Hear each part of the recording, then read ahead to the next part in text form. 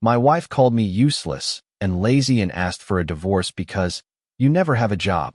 She had no idea I was the owner of the company where she worked until I fired her.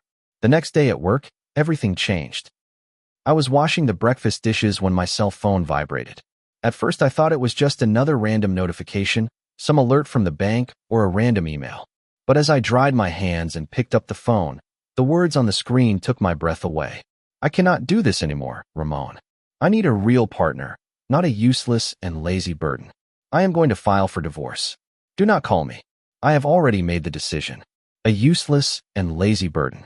I stood there staring at the message with my heart pounding, but not in the way she probably imagined. I was not devastated, not even surprised. What I felt was disgust. Emma had been growing more and more resentful for months. It all started when I left my job to recover from some stress-related health problems.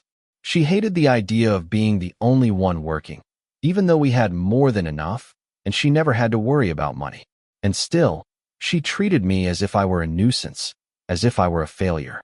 What she did not know, what she never bothered to find out, is that I was not an unemployed husband depending on her salary. The company she was so proud to work for, where she had spent years climbing the ranks, was mine. But Emma never paid attention to details that did not revolve around her. She assumed that since I did not get up every morning to go to an office like she did, then I did nothing. Perfect, let her think that. I put the phone aside and continued washing the dishes with a steady hand. If Emma expected me to beg her, to cry, or to panic thinking about what I would do without her, she was in for a big surprise. Because tomorrow I would not only be her ex-husband, tomorrow I would be her boss.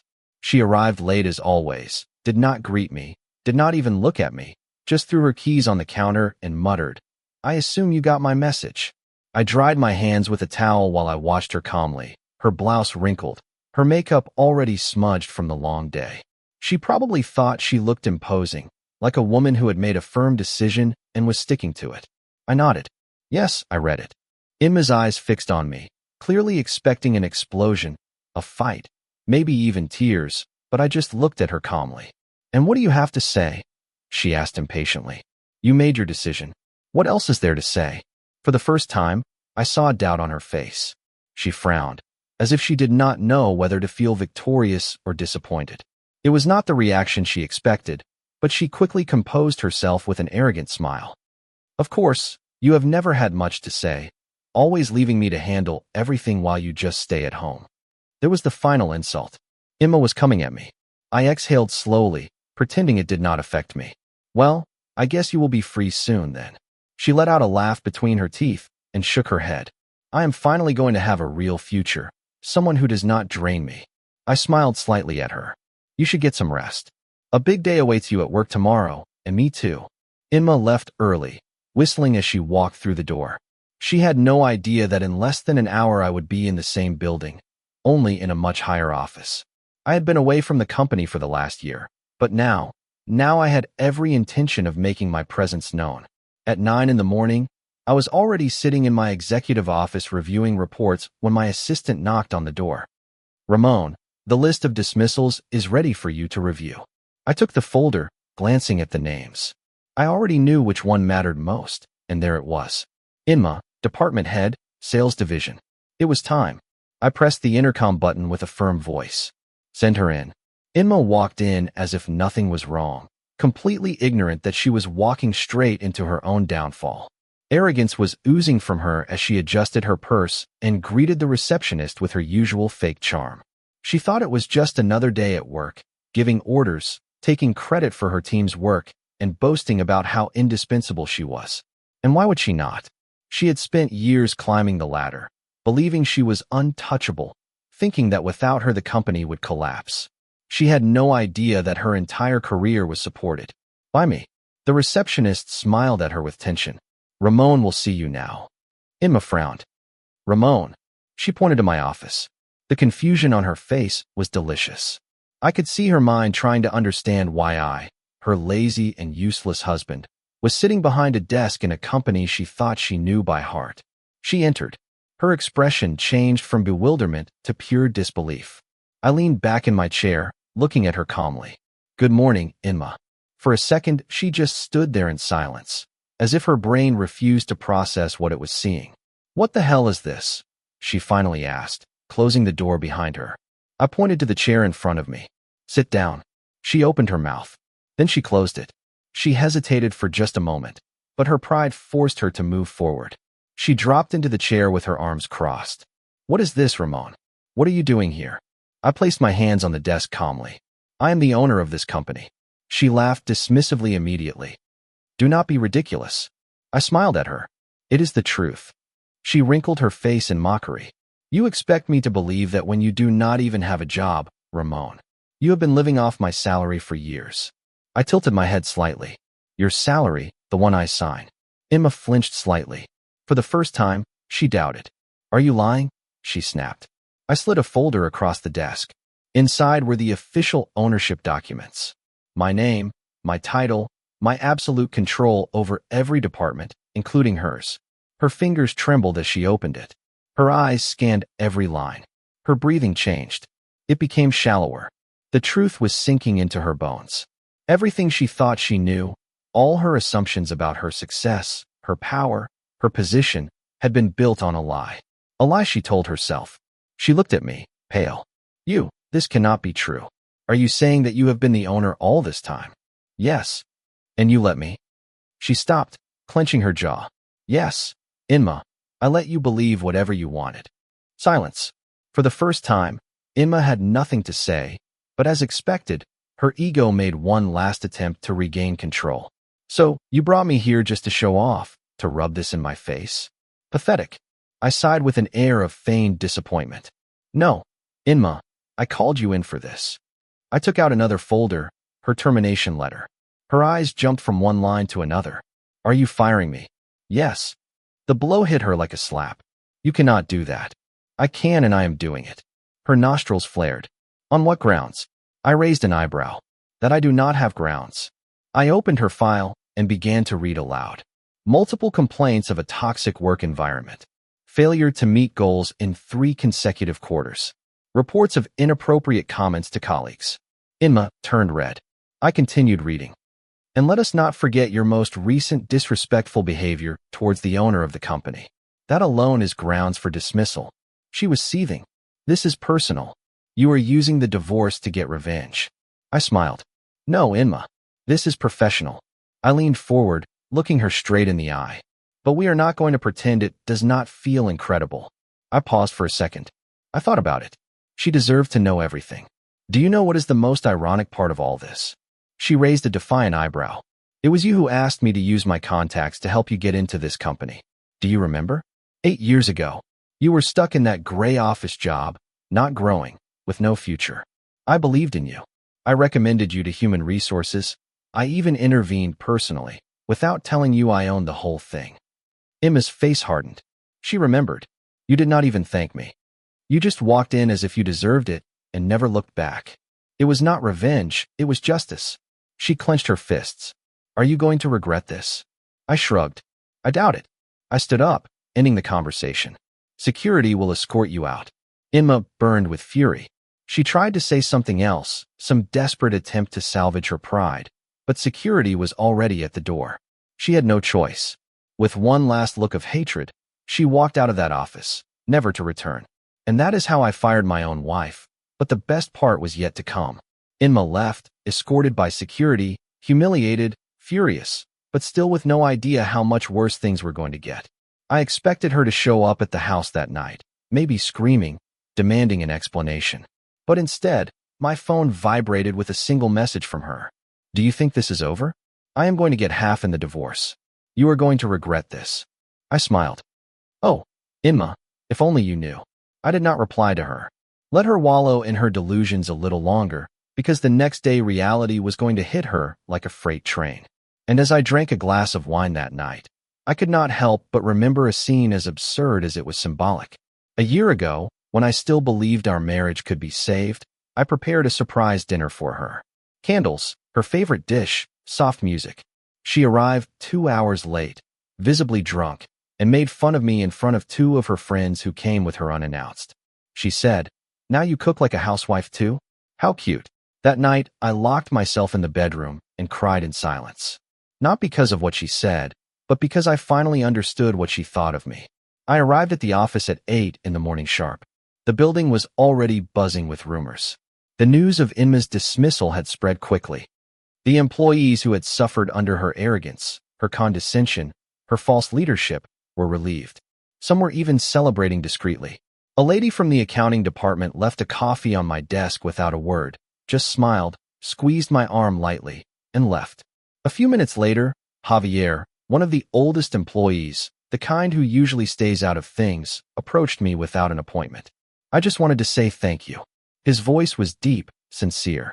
For years, Inma made me think I was the problem. Today, for the first time, I feel like I can breathe. I nodded in silence. That moment was worth everything. And then, at exactly 8:17 in the morning, my assistant knocked on the door. Ramon, the legal department just called. Inma is going to sue for wrongful termination. I let out a low, predictable laugh. I leaned back in my chair. And are they worried? Not at all. She does not have a case. We have plenty of documentation, complaints about her performance, reports of financial mismanagement in her area, employee testimonies. She has no legal standing. Of course not. Inma believed that power came from threats, from intimidation, from speaking louder than others. But true power, real power, comes from being prepared. Let the lawyers handle it, I said calmly. But send me any updates.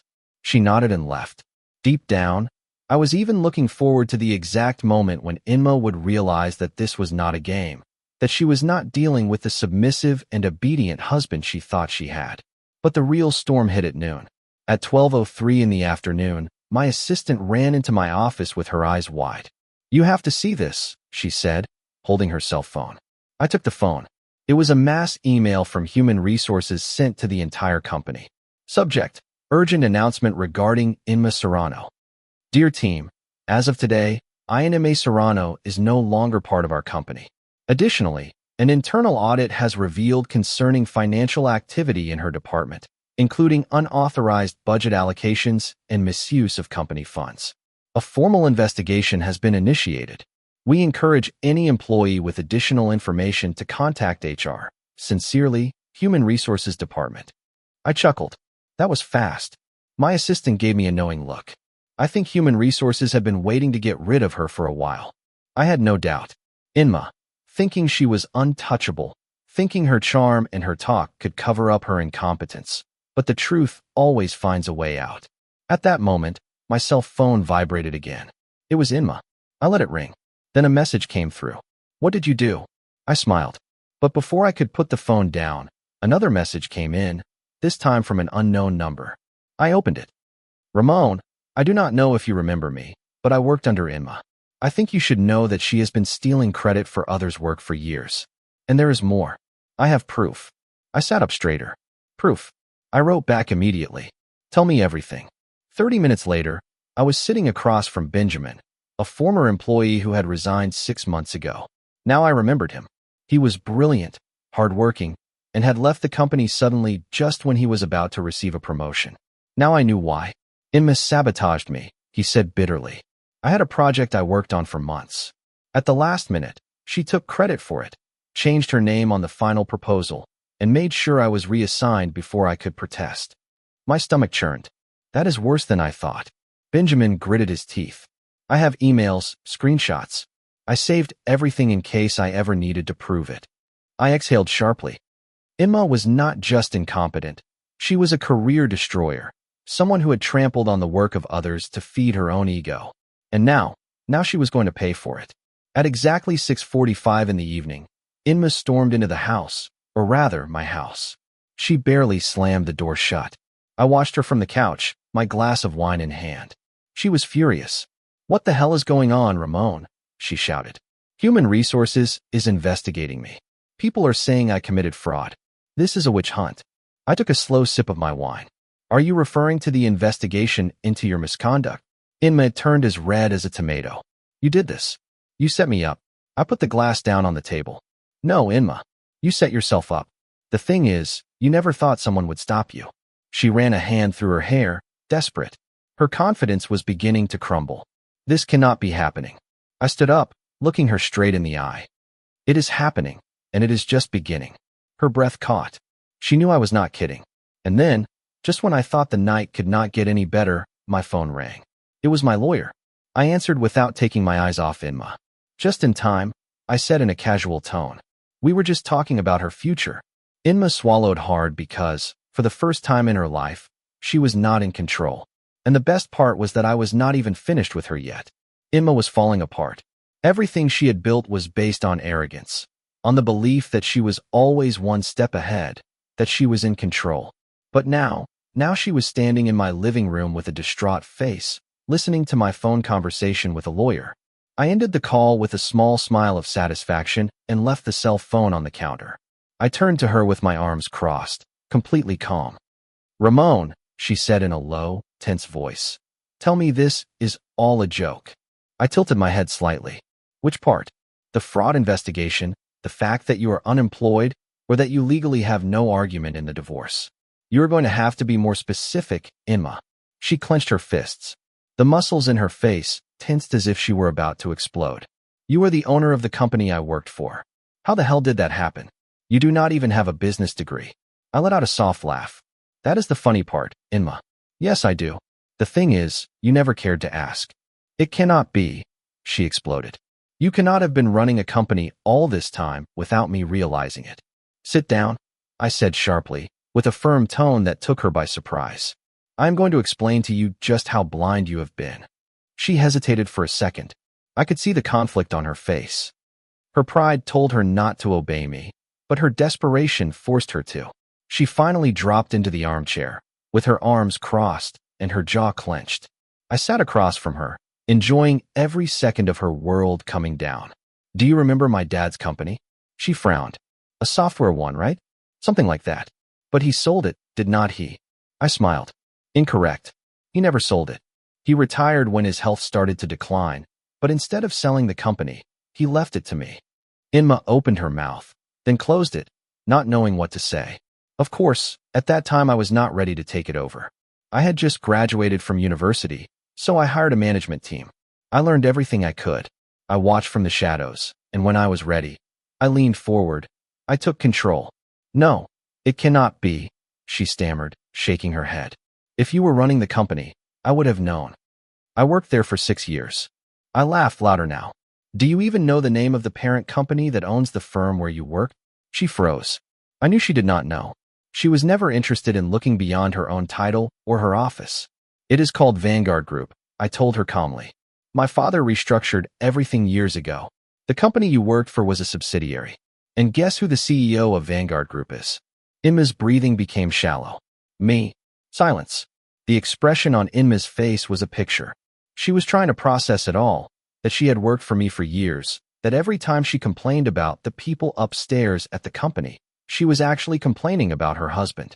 And worst of all, that I never hid it from her. You never told me. I raised an eyebrow. I never hid it from you, Inma. You simply never asked. You assumed I was a boring stay-at-home husband waiting for you to bring in the money. But the truth is that you never saw me as your equal. And at that moment, I allowed myself to tell her something I had not told anyone.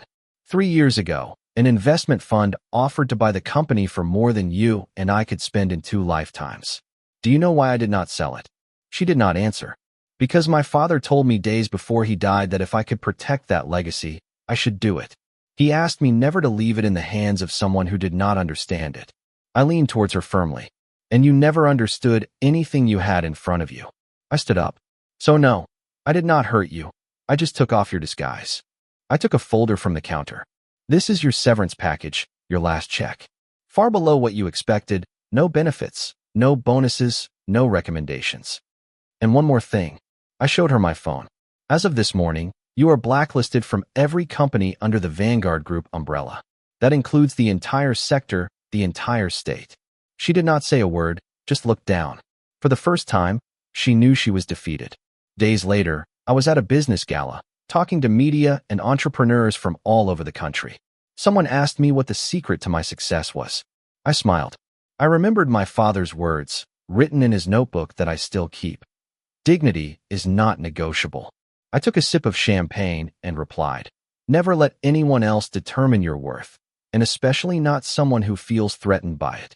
Because the best revenge was never destroying Inma. It was building my life stronger, freer, and more mine than ever. Update 1. A few months after everything, just when I thought it was all over, I received a call I did not expect. It was the CEO of one of the largest companies in the country, a direct competitor, but with a proposal that left me stunned. Ramon, we want to buy Vanguard Holdings, but only if you agree to be our strategic advisor. No one else has the control or the vision that you do. What seemed like a total triumph for my rivals became confirmation that I had won the most important battle. And there I was, negotiating from a position of absolute power, while Inma could not even get an interview. Update 2. One night, I received an anonymous message that left me speechless. It said, "Ramon, you do not know everything Inma did to bring you down before you rose up. Be careful, not all has been said." I was left thinking, could there be more buried secrets? Was someone holding another card up their sleeve? But far from worrying me, I knew it was just a reminder. In this war, there is always more than meets the eye, and I was ready for whatever came. Were you surprised by the story of Ramon and Inma? Have you ever experienced an unexpected betrayal? If you like this video, do not forget to like and subscribe for more real stories of justice and revenge. Activate the bell so you do not miss any episodes.